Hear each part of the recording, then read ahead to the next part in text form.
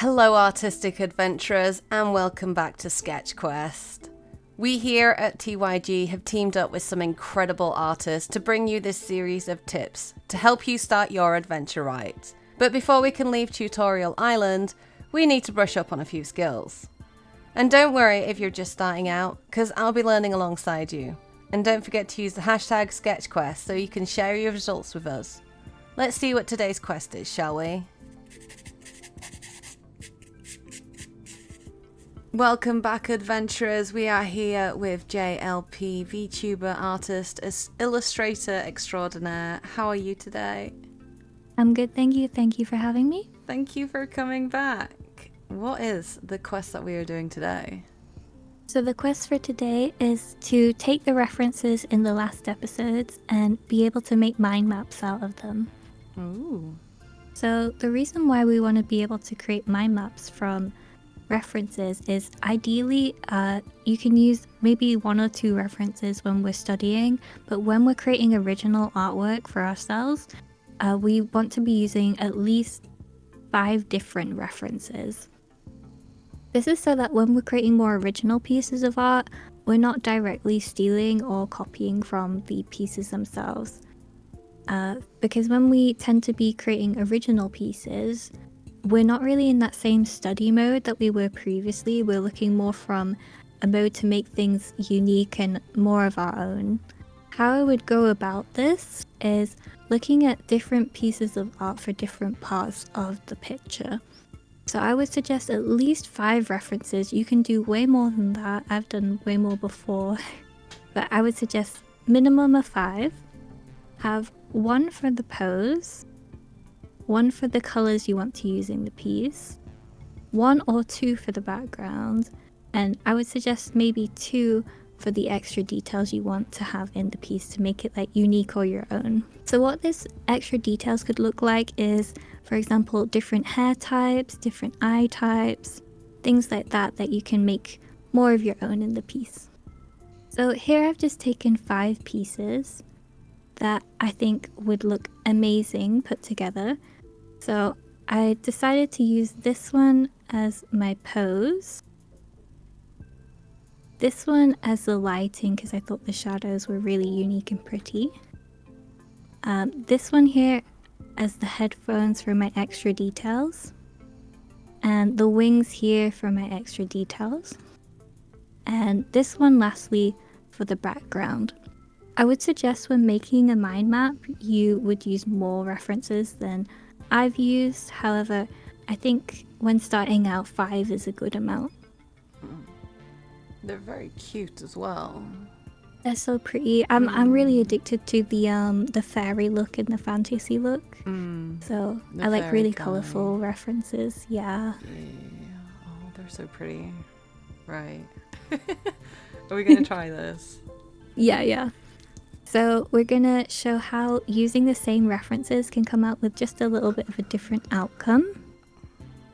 So we can minimize the references and keep them in the corner here where we can see them.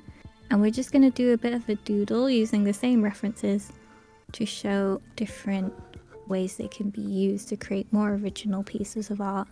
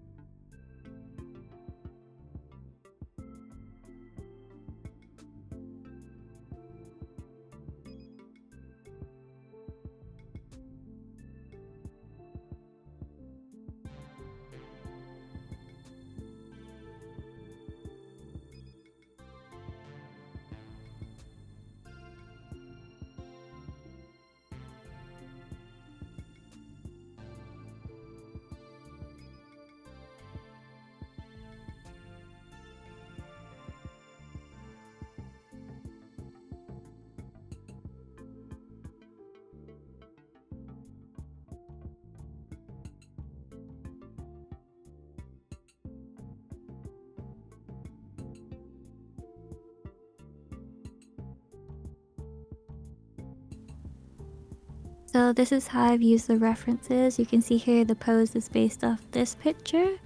I took the hair and the headphones from this picture, the wings from this picture, the lavender and background from this picture, and then I used the lighting, kind of the bright light with the sunset look from this picture.